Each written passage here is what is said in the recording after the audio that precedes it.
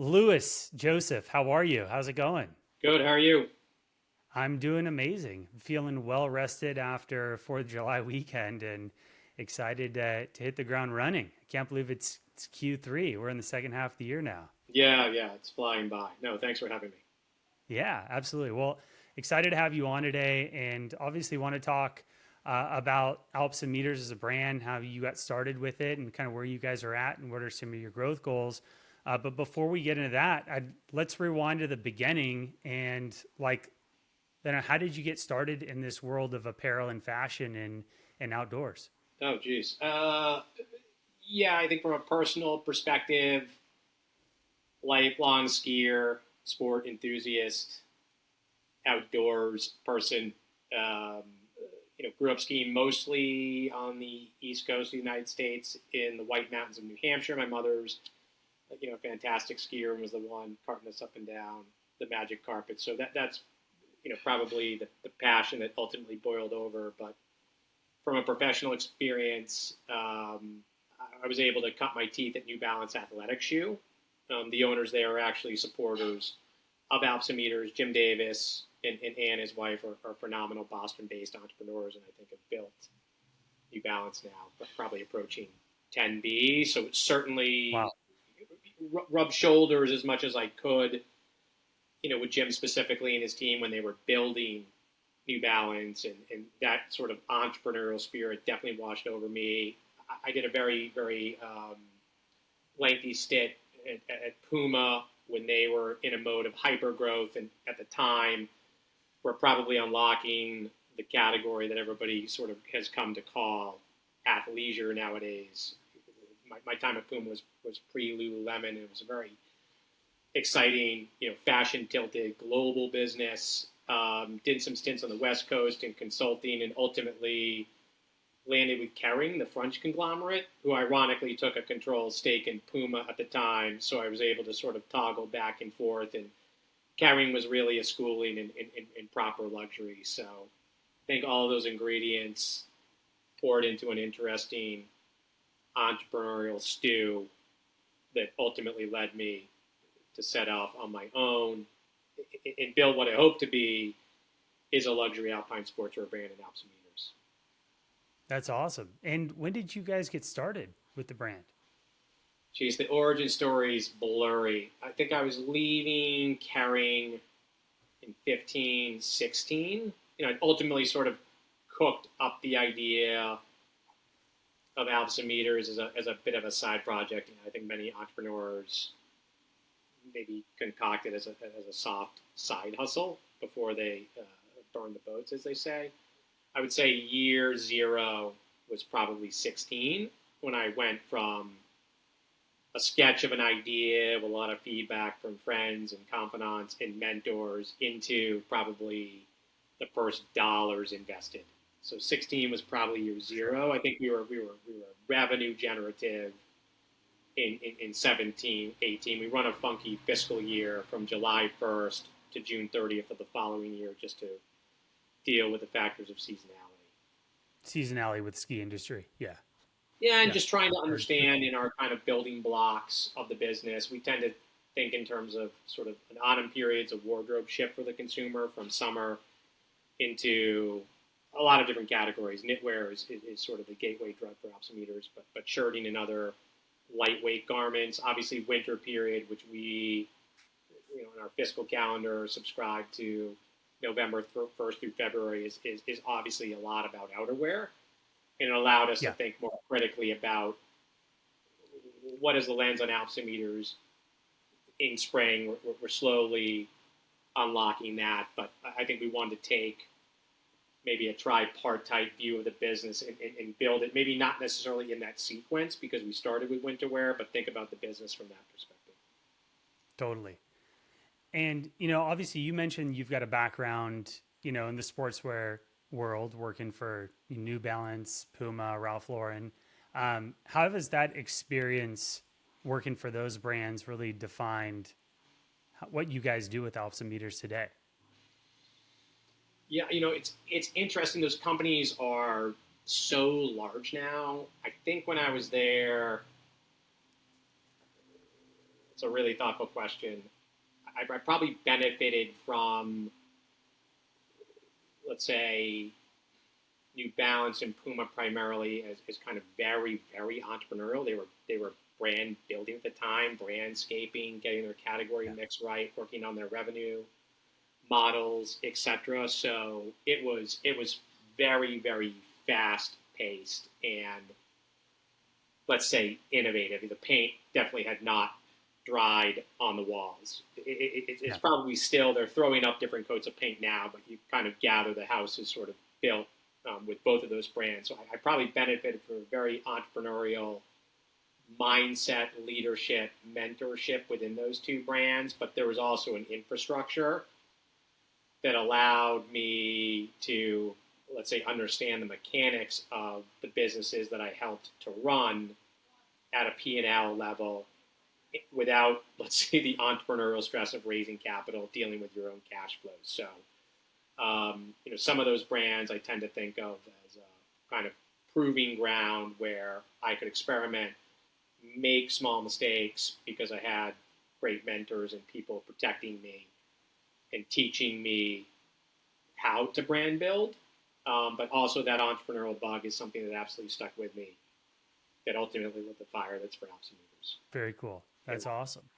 So going back to, let's call it year one, 2017 and on, like, what did the launch of the brand look like? Was there a specific product category that you guys focused on? I know just from looking at what you guys are selling D2C online now, you guys have a wealth of different products across men's and women's.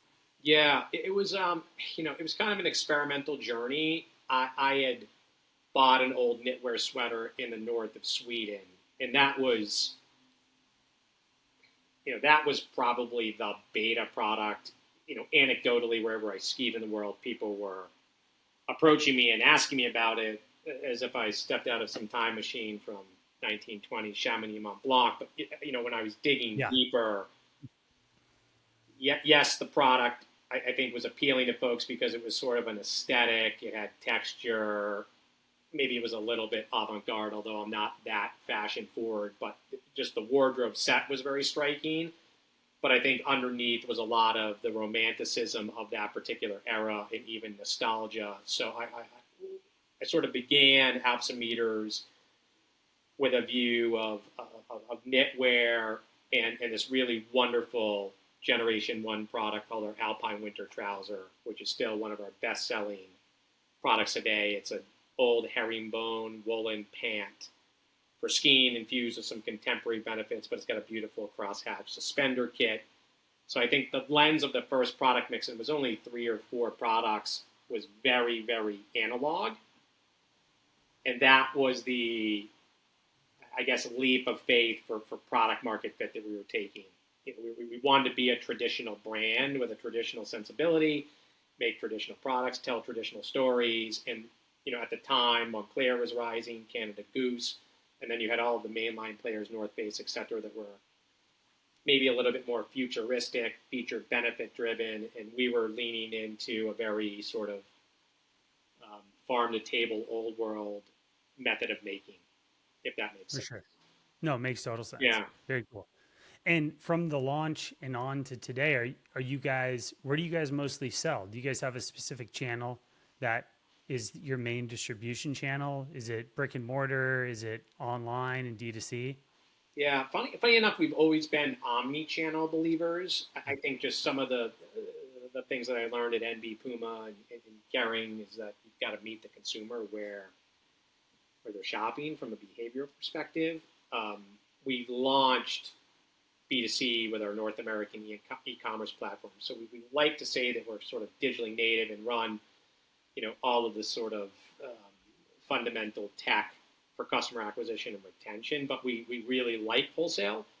And when I was pitching, first investors, let's say, 18, 19, the shine was really off of wholesale. You see Nike now, if you're reading the press, Elliott Hill trying to kind of course correct, lean back into wholesale.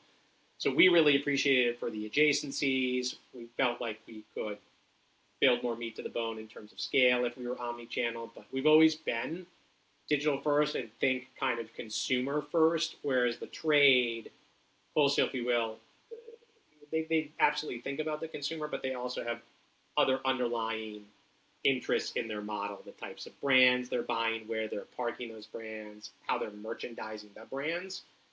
Yeah. We let the data drive what we're doing in marriage with our creativity. But absolutely omni-channel, we would love to build our own vertical retail at some point if it makes sense.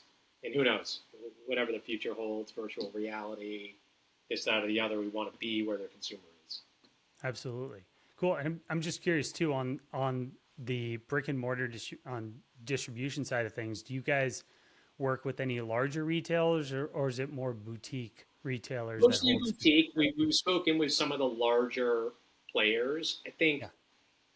I mean, in truth, we can't tell whether we've kind of graduated in a manner that the terms of trading would be, let's say, agreeable to us. I think if we had one hitch in that swing for some reason, and a lot of those trading partners are kind of under pressure with large debt loads. If we weren't paid on time, it could be pretty disruptive to us. Yeah. So One thing to even land those big accounts, it's another thing to even have sell through and then to find out if you even get paid. You know, we had a few clients like a year and a half, 2 years ago that were in Bloomingdale's and weren't paid for over 18 to yeah, we had 24 a months. couple of headaches like that. When Matches Fashion went bankrupt, that money's not coming back. Yeah. I mean, we really like wholesaling, so it's not to be disparaging to that channel, but I think the challenge is always getting the interest aligned, and we have some partners in between who are helping doing that, but we're also kind of sensitive and trying to be objective about where we are. We've just about annualized our business with those, let's say, 3 lanes, autumn, winter, and spring, which I think is an imperative to flow goods through there. I think I'm kind of resigned that it'll all click into place. Let's say those interests per se, theirs and ours, shortly. But until then, it's probably premature, and I don't think either parties are pushing to make it happen before we're ready. For sure. Absolutely. Yeah. And with that being said, how has digital merchandising been for the business over the years? And Good. e-commerce? I think like all digitally native entrepreneurs, it's a little bit spooky dealing with the meta robot, the algorithms, etc. There have been sort of dry periods of R&D looking for kind of audience fit. And ironically, when we were running things manually, we used our intuition to really connect intimately with customers. And our LTV to CAC for, let's say, those early day one fans is extremely high, many of whom we have personal relationships with now. I think that the sad part of it, but we understand it's sort of a necessity, is now being automated sort of in the age of AI. A lot of that is on autopilot, but we're really judicious about how and where we spend and what the return characteristics are, because I think our difficulty is we don't want to be slinging fast food. Listen, I don't think we're a 5-star Michelin restaurant either, to use that analogy, but we want to be somewhere in between, and the relationships with the consumers are key for us because we do ultimately know them. I call them, I get my hands dirty with customer service, and finding the right audience that's receptive to the quality quotient that we have, that's willing to understand the utility we're offering for the price, is not easy. It's not in that middle market. It's a rung above, but I would say that we have very, very sticky relationships. I think once the consumer comes on their educational journey, and sometimes we're helping them along with liberal return policies, etc. Most of the value proposition does land, the promise arrives, and those folks become customers for life. But we're really calculated in trying to be thoughtful, because you can just get on those e-com sugar highs that maybe aren't as sturdy as you think they are. Totally. Well, it's great that, being an outerwear brand, that you have 4 seasons of product, because, I know a lot of like more seasonal brands that are either just snow focused, right? Ski ski and snow or just like seasonal swimwear, like struggle a lot when it comes to cash flow, when it comes to raising capital or building banking relationships because there's so much volatility in the Yeah, P&L. we have all those warts for all Yeah, those reasons. It's a tough sell when you haven't built the next beachhead, and we find ourselves in one of those moments now. And for us, we're brainwashed. I mean, we love Alps Meters, but we try to be very kind of objective about the business. The inventory piece and the financing they're in, our COGS are quite high. Post-COVID, terms really eroded with our factories because they don't want to take the risk totally. on really expensive WIP. And, you can come up with every excuse and challenge in the book, from supply chain risk to Trump tweets to Houthi pirates. It's still not without its risk, despite, let's say, multiple seasons of sellout, etc. And that is where, of all the challenges that I thought would be a higher barrier than not, that's one that sort of, it hasn't surprised me. I knew that it lingered out there, but when you're losing sleep as an entrepreneur trying to get product market fit and get your unit economics right, like, those are survival. I think we're probably beyond that, and now trying to figure out, with all the distribution we built, how do we fill up the buckets, and those inventory related outlays, they become quite eye popping.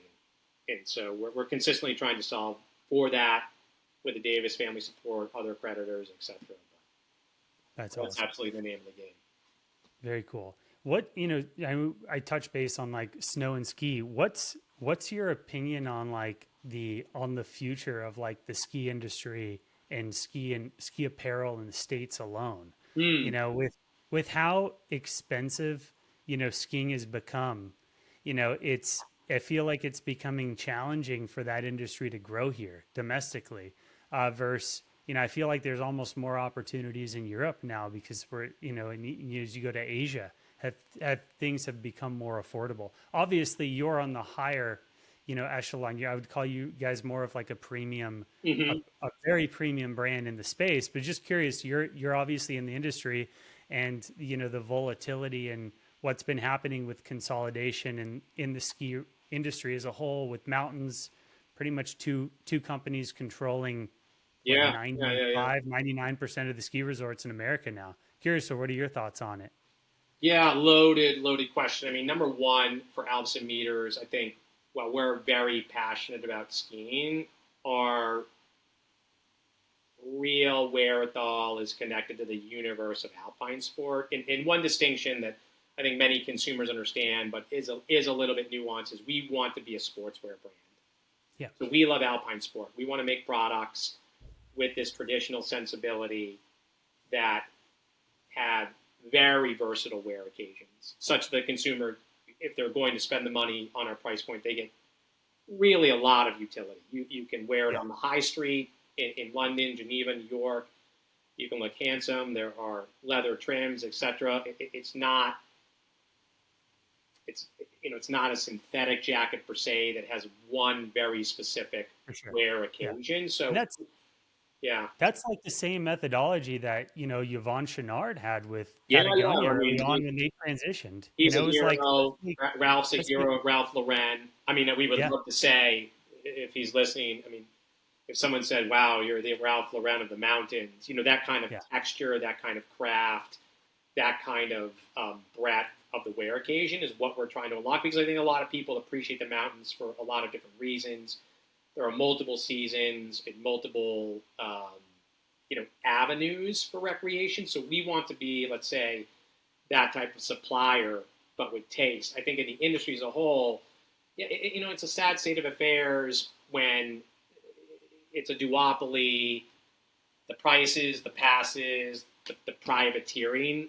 I mean, the mountains I grew up skiing. I mean, I had my jeans on and my CB jacket in corduroy, and I was making ham sandwiches, stuffing them in my pocket, and I think a little bit of that is being lost. My hope is that through more partnerships with those private entities, more subsidies, that the industry doesn't lose the democratization of skiing. I mean, that's a shame. I mean, folks are getting priced out of sports. I'm living it with my kids to a certain degree. They want to play club sports, and it's a bit of a racket. And I think folks passionate about skiing in those in higher places, if you will, who have the ability to calibrate, let's say, those systems, whether they're passes or otherwise, for real people, just like concert tickets or tickets to the Red Sox down the street from where I live. It's critical, or everyone's going to lose interest.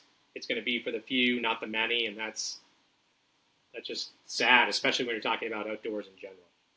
Yeah, totally. I mean, I remember when I was in high school, I grew up in Southern California, so I was in Mammoth like every other weekend, and that's what we did as a family, and it was still affordable to an extent. Now I look at it, if I'm able to give my family one day the same thing, It's so I better be stressful. making a lot of money. Yeah, and I got my kids out there Yeah. early, and they want to hit it hard. And I mean, yeah, you're trying to say, okay, how many laps can we make for X lift price? And I understand that there are operating costs, but I do think some of the real estate game is washing over with that exposure negatively to affect the ticket prices.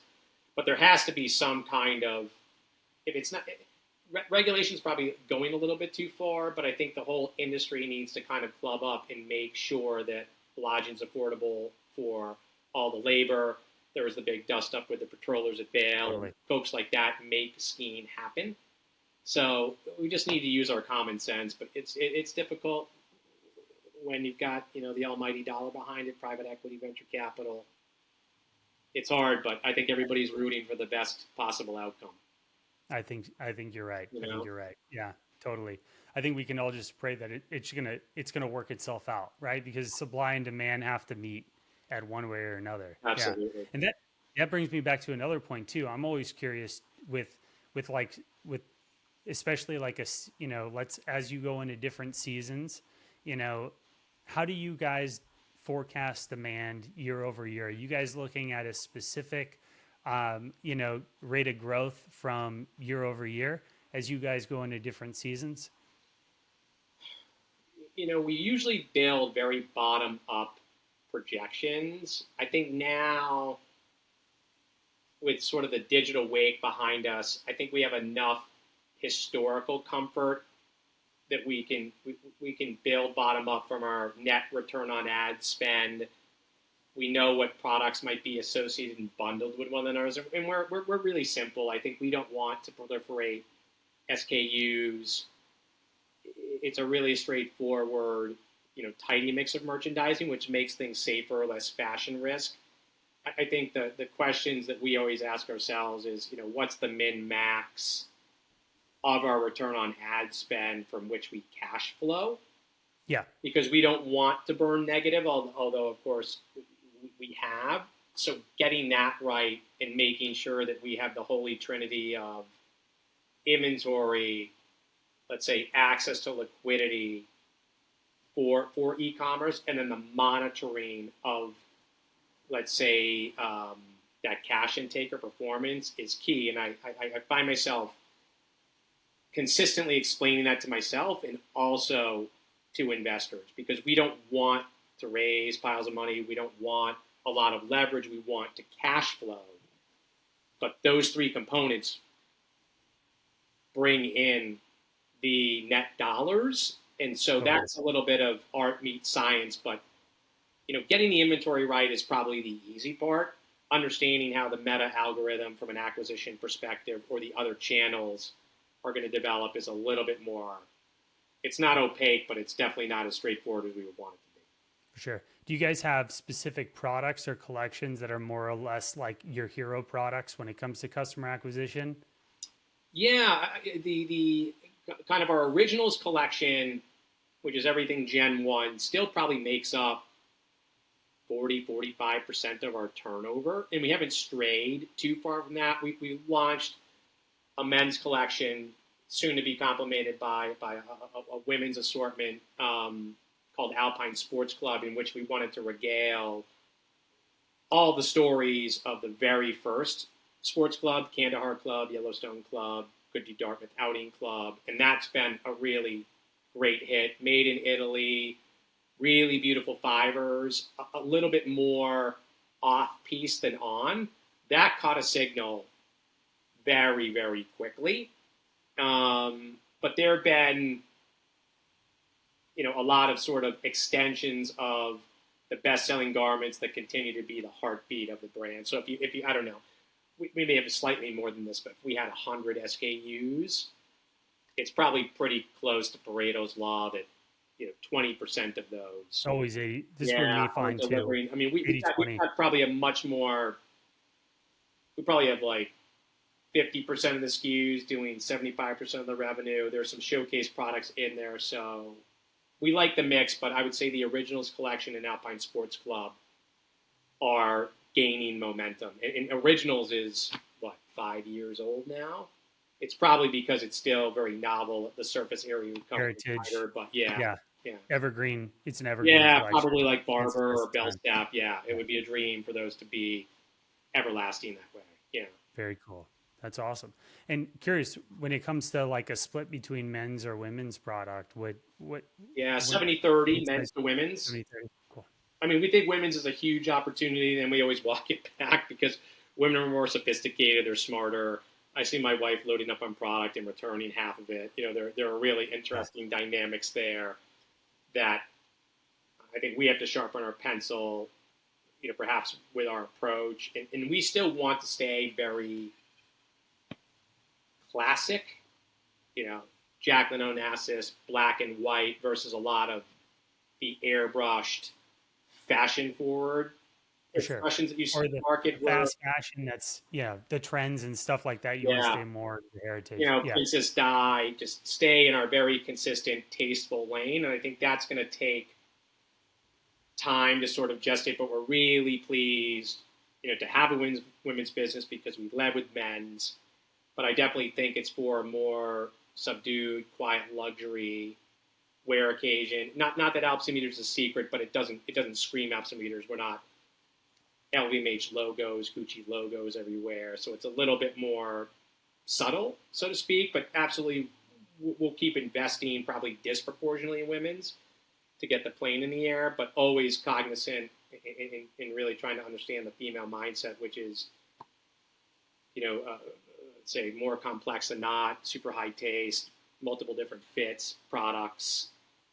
We want to be thoughtful with how we approach the female customer, and probably from our core knitwear to start, maybe outerwear, and spring to follow. Very cool. And what does your ideal customer, wanted to add on, what does your ideal customer look like? Like if we maybe focused on men, in this field, in this space of, outdoor apparel, there's so much noise these days in the outdoor, in the outerwear market. How do you guys clearly define and kind of speak through that noise with your ideal customer? Yeah, well, you've been on the website, so you sort of understand our intention of this traditionalist perspective, maybe historian crafting products the old-fashioned way, timeless, technical, tailored, but maybe to use. This has always stuck with me. I was interacting with a customer in Seattle, and he works at Microsoft, and he said, "Look, Alps Meters is my universal luxury. It's my durable luxury brand. I actually recreate in it. I don't have to be precious about it. It's not a $4,000 Hermes scarf. I'm going to put it to work." So totally. Not that it has a workwear bent, but I think the craft, the fabrications, the finishing lend themselves to kind of real mountain use. And he could be in his Land Rover getting coffee, but he's in Alps Meters. He's probably skiing or snowmobiling in our trouser. And I really like that a lot, such that we're not considered to be so precious, because we're absolutely designing the product to be used in those outdoor environments. They're built to sort of last. They're built to be very tactile, protective. Our Alps Meters anorak is made from, I think it's 8-ounce British Mill Rain wax cotton. I mean, it's a lot of jacket. That the weight, we haven't gone. not to say that we've zagged per se, but if everybody's lighter, faster, more technological, we're kind of heavier, more tactile, and remember when stuff was made this way, but you'll have it for all time. So that kind of Totally. durable luxury I really like a lot, which is a consumer's perception of who we are. That's awesome. What are some of the challenges that you guys have had on the way over the last few years? Obviously, started the brand pre-COVID era, got through that time, and it's 2025 now. Like, what are some of the challenges that you guys have had along the way to get to where you're at now? Wow, I mean, that list is long for sure. I mean, I think picking out the big rocks, the supply side's been tough for us. The financing of our inventory and making sure that we have the right partners and providers and that cost of capital is correct. I think embedded in that is getting the merchandising mix right. So we probably at times been overly conservative and have sold out of product too rapidly. We always look at that as a better problem to have, but not having stock at times has helped to kind of reduce the top line and hinder cash flow. So the inventory meets merchandising has always been something that's been keeping me up at night. I mean, obviously, kind of the externalities affecting our supporter psychology feel sometimes just well out of our control. We don't have a lot of China exposure. We have some, so whether you're on the blue side or the red side relative to this kind of trade situation, what's negatively impacted us the most is kind of the psychological mindset of our financiers. Wanting to kind of wait and see is not entrepreneurial speed, and we don't blame them for that. But those are the biggest trifectas of kind of mounting this challenge. Is the inventory financing meets the mix. Wow, should we really buy that? Well, we have to have some showcase product. And should we buy more of our bestseller? How much? Because we want to be sold out, be full price. And then sort of just the psychological behavioral state of the capital markets, whether they're mostly private for us or credit, we can't read people's minds. So always the next turn and getting the brand to the next level requires sort of upfront infusions of any structure. But those conversations have been much, much, much, much slower, kind of more arduous. Our cards haven't changed. Not that we're holding aces, but we definitely have a full house in terms of history. Hey, look at what we've done. Now look at our expanding distribution. And I think counterintuitively or somewhat ironically, I feel like when we show them the distribution array now, it's like, wait, so you're going to need even more inventory than you had last year. Yes. And that number in its order of magnitude is becoming larger and larger. So it's a funny challenge to have a supply side conundrum, I think. Absolutely. As an entrepreneur, because everything else, as I mentioned, the things that you absolutely have to get right, we kind of grinded through.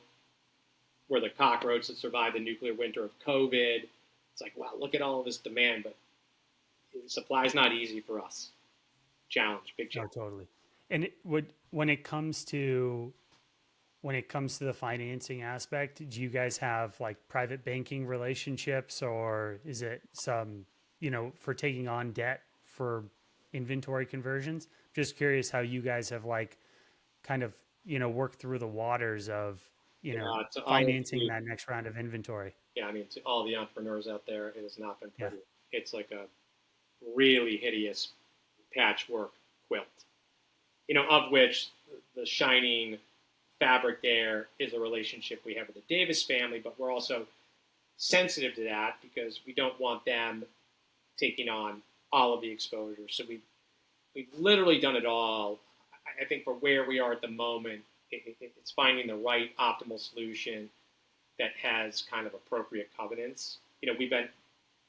We probably have a much larger revolver if we let someone sit on our intellectual property, for example. We're just not going to do that. Yeah. That's the brand. That's all of our blood, sweat, tears wrapped up in the meaning of that intellectual property that actually has imprinted on consumers. But I think the creditors in those private, they see a ton of risk in apparel right now.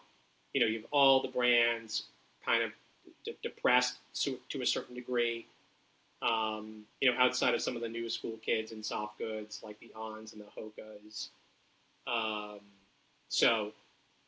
Yeah, the running industry as a whole has been just trending on fire right now. Yeah, It's doing really well. But yeah, look at the surf industry. I mean, yeah, it's yeah, completely decimated. gone to hell. Yeah. Yeah, it's done.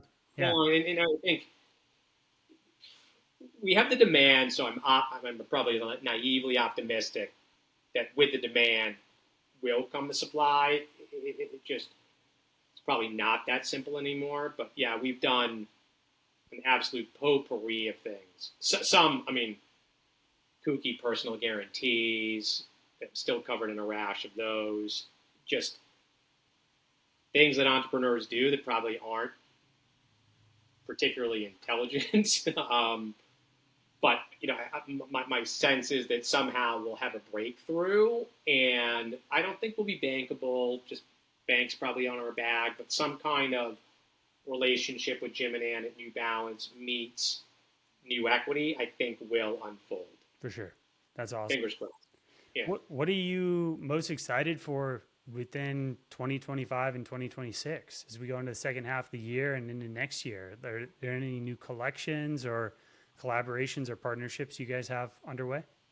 Yeah, there are a whole host of things. I would say, like, just to roll it up into kind of a sausage, it's all about distribution expansion for us. We're really excited about the new partners we have from a distribution perspective. So we have a new Central European partner. We're going to run wholesale through them for continental Europe, and then we have a JV joint venture relationship for .eu, pan-European e-com. Fantastic people. That will legitimately allow us to plant the flag for Alps Meters on the continent. We built very early in the brand's inception a subsidiary out of the UK pre-Brexit, and then Brexit's been a big head scratcher so we've been shipping from the UK into continental Europe, which is somewhat friction free. Sort of the tax pieces are a little bit of a headache, but to have a new European partner, we're talking about some Asia and Pacific partnerships of a similar ilk, and I think it's probably driving North America deeper. But I think if we can realize the sort of entrepreneurial pie in the sky, if we can match the supply to the demand in these markets, it'd be an absolute game changer for cash flow, for our balance sheet, which can then help financing. It's probably a flywheel moment.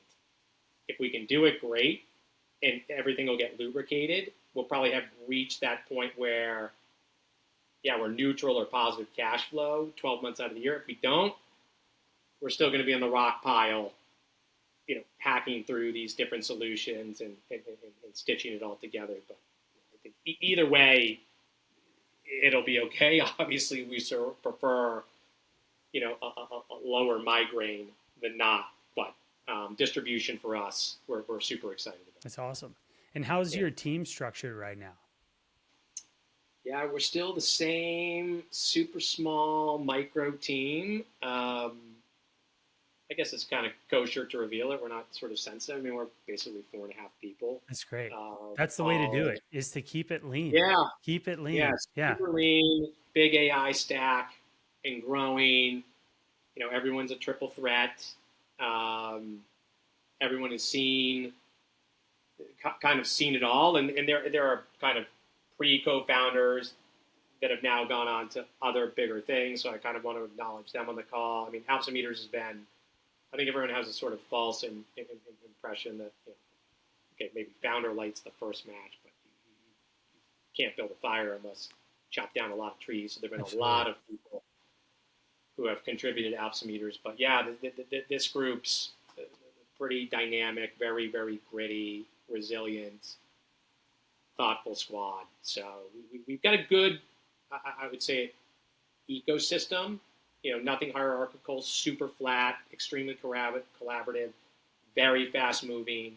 But there are some lanes that are being defined a little bit more around specialities we like to say that everybody's got a T shape so they can reach out into the next person's yard to make a contribution. And there's one very vertical specialization that each of us own. So it's worked. And the more technology that we adopt, we're hopeful without robots running Alps Meters that, some of the things that took more resources can actually take less or get us to clarity much faster.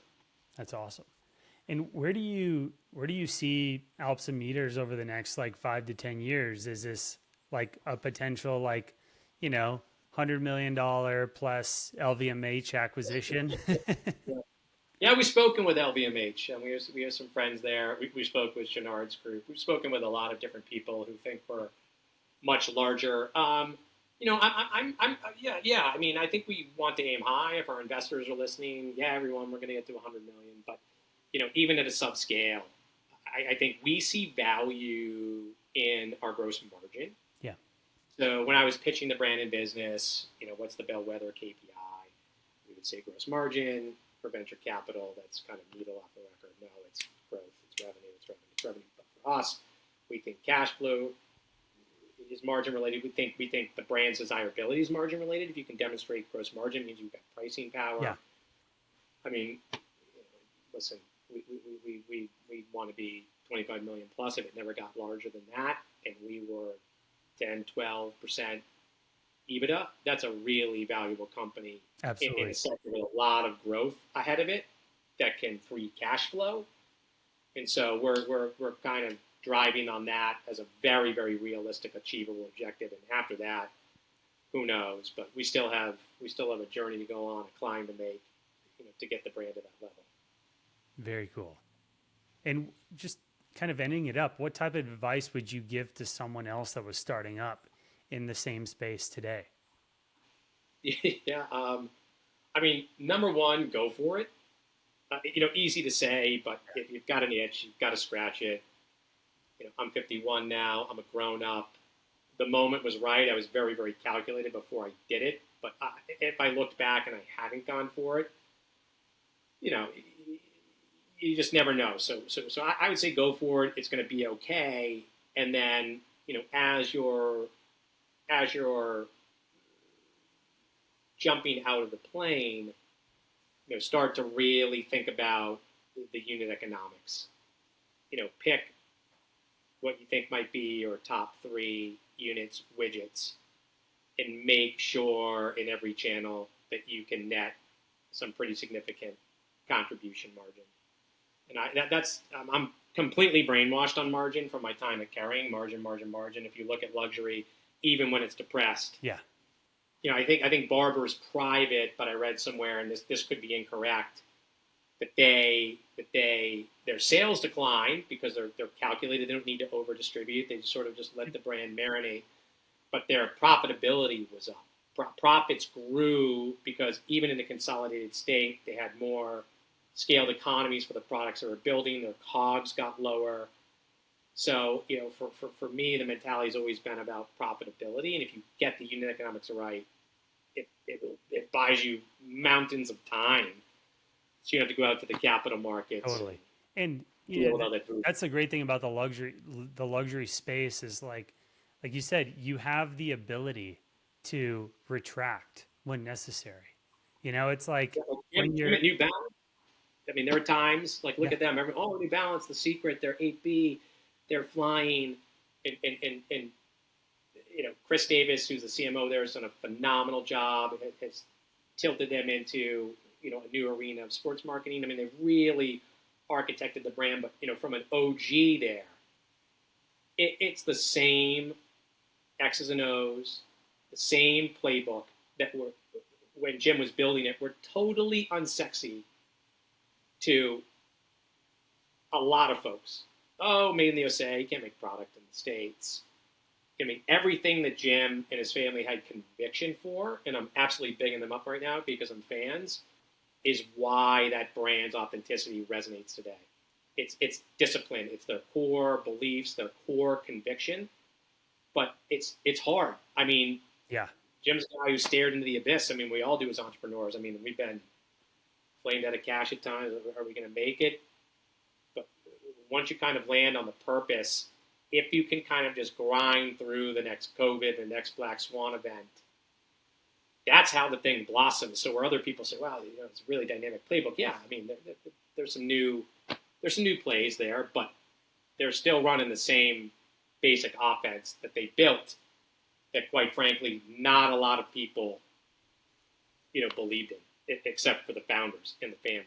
So, you kind of got to find that place where your metrics marry with your mission, and just you got to dig in. And yeah, I think there have been a couple of bet the house moments here, and we've probably just skated by, but those will arrive, and that's, you got to double down, because I think if you veer and you don't make it, you'll kick yourself for not having stuck with the plan, and you'll never have known. And you might not make it if you double down, but one man's kind of philosophy adopted from the kids at NB. No, totally. And you, big takeaway here that I'm just thinking is, like, you nailed it. It's the discipline to be able to keep your playbook no matter what time you're going through. So I think a lot of people, like, it's like your mouth, your mouth thinks you're hungrier than your stomach really is. And you try to take on too much and you veer away from that playbook. And that's when things can get really, really rough. But you stick to that playbook, and especially in such a challenging industry, like, there's nothing more challenging than fashion, apparel, footwear. It's and you kick yourself with your second guess. I mean, when I was pitching, and folks weren't wrong at the time. There are moments, right, when we were pitching, we're omni-channel. I was like, get out of here, wholesale. Now look at it. Everyone's racing back into wholesale. So it's almost, it's hard. It's hard because half the time I still don't know what I'm doing. I'm looking for coaching. It's very spooky. It's very lonely.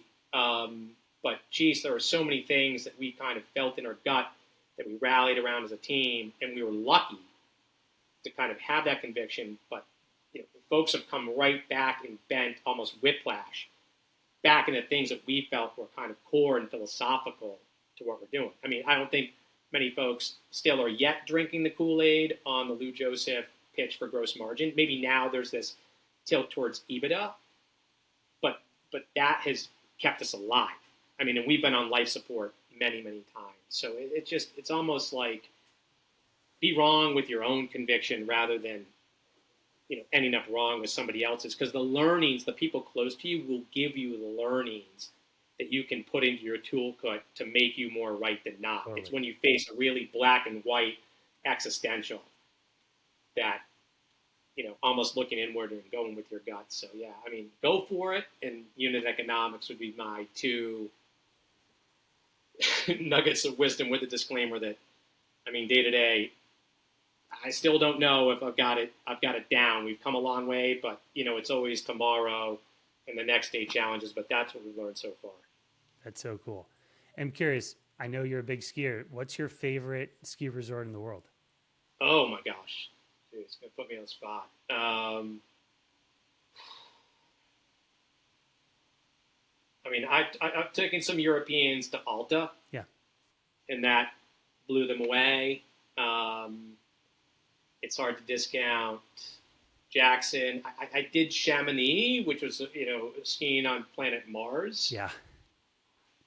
Those three places kind of jump off the page for high exposure. I did Mount Cook in New Zealand. But, I mean, even my two boys who are 7 and 9, going to the local hill is still fine with me. Yeah. Absolutely.